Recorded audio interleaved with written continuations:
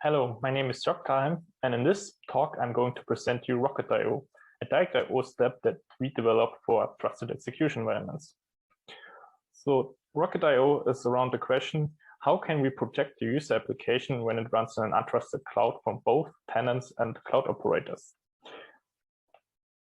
Luckily, if we look into modern CPUs, we see that most of them come with something called trusted execution environment, and also cloud providers are offering these technologies to their clients. A trusted execution environment allows us to do the following. You can run an application in a protected environment, and from there, not the operating system or other tenants in the same host can access the application in the memory. However, when we want to do something like a system call, we need to leave this trusted execution environment. This is done in a world switch. After that, the actual system call can happen. And when we return to the application, we have to do another word switch to get the result into the trusted execution environment. It turns out that this word switch is 5 times slower than the actual system call. To counter that, in the past, so-called switchless designs have been proposed. There are 2 of them that I want to present here. One is based on the host operating system, and the other one is embedding a library OS. The host OS version works like this. You have the application running inside the trusted execution environment, and it's interfaced with an asynchronous I/O interface. Whenever it wants to do a system call, it would do though in a system call request queue, and an I/O thread running outside the trusted execution environment is then processing the system call and put the result into a system call response queue. Library OSs work similarly. You also often have asynchronous interfaces, but on top of that, they put more of the OS functionality inside the libraries so that they only interface with the host operating system through low-level interfaces such as fork devices or NIC TAP devices. We can see that both approaches somehow avoid word switches on the I/O path by having some unconditionality. However, they still have some problems. For instance, there's still operating system of the host and the I/O path as a bottleneck. Then they need dedicated I/O threads that need to be tuned according to what the application pattern looks like. And then there are additional data copies. For example, if you have the data inside the trusted execution environment, you need to first copy it into untrusted user space before you can give it to the operating system.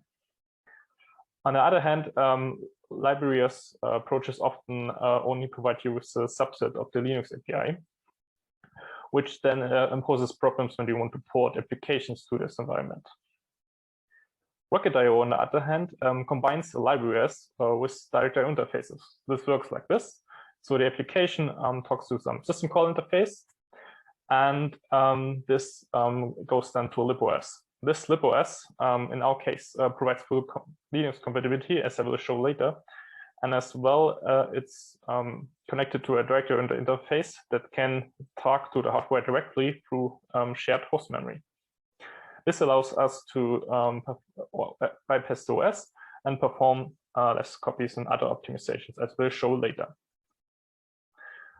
Just as a preview, here I have a little benchmark that we did. So you can see here on the x-axis, this system call is implemented for in an asynchronous and synchronous manner, as well as direct.io, where we talk directly to the hardware. And this is compared with the native execution where the application runs outside the execution environment. So you can see here that synchronous and asynchronous is significantly slower than the direct version. So we can see that direct.io gives us a significantly performance advantage here. With this in mind, I want to go further into the design. This is divided into 3 sections.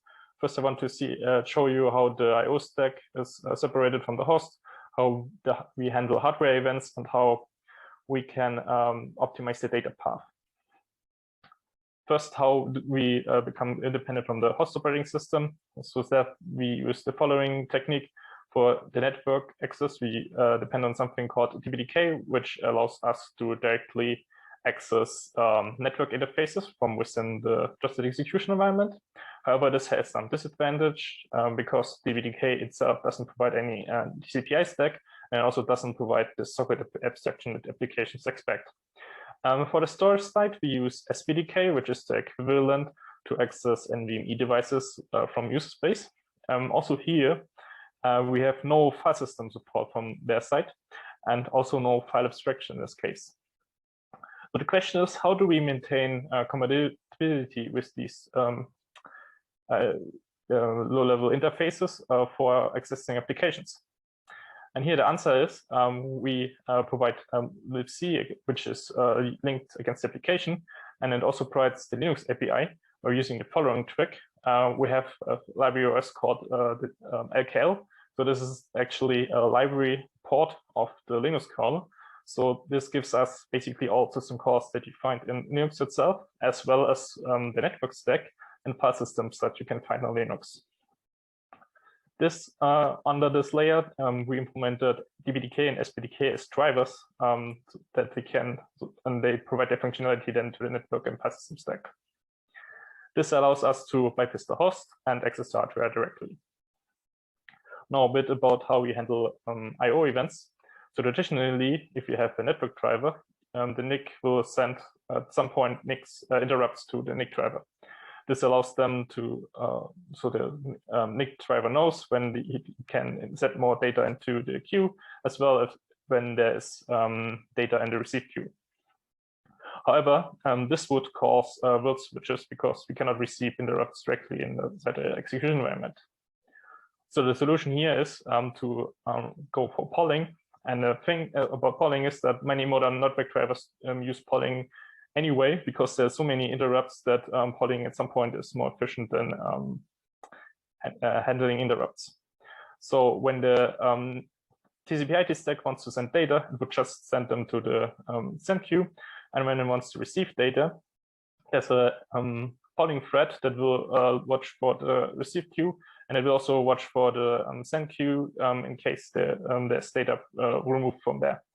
And so it can notify about both events the TCP/IP stack. So this works then also similarly for file systems and the block device. And yeah, we use polling then in this case. As a last point in the design section, we also did some optimizations to the data path itself.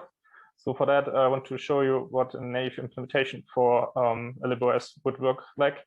So if you have a write system call, we need to perform a copy for the reason that the write buffer that the application uses in write needs to be reusable after the write return. And we cannot write every we cannot write through every write to the hardware itself, because that would be quite slow. So what happens if later at some point when we have enough data, there must be a second copy that goes outside the trusted execution environment, and it would be perform a second copy, which is something we actually want to avoid for performance reasons. So how do we do that? Here's the same thing shown from the network side again. So before it would work like this, we had to have the TCP/IP stack, and then when it wants to copy data to socket buffers, it would then have a second copy when we want to actually write it to the network interface. So what we did is we modified the TCP/IP stack of Linux to do the following. It would allocate the already encrypted network packets and write them directly into untrusted memory, where the hardware can read them. And then when we actually are about to send the data, we no longer need to do a copy because we can just reference it. And this works then similarly for encrypted blocks that we want to write to block device drivers, and allows us to save a copy. With these design decisions in mind, I want to now show about what we have done for evaluation. So we have some synthetic benchmarks. For example, for storage we use FIO, and for network we use iPerf. And then we also have a couple of real-world applications like SQLite, Nginx, Redis, and MySQL. And as a baselines, we have the native version of Linux, so the application running outside the normal Linux.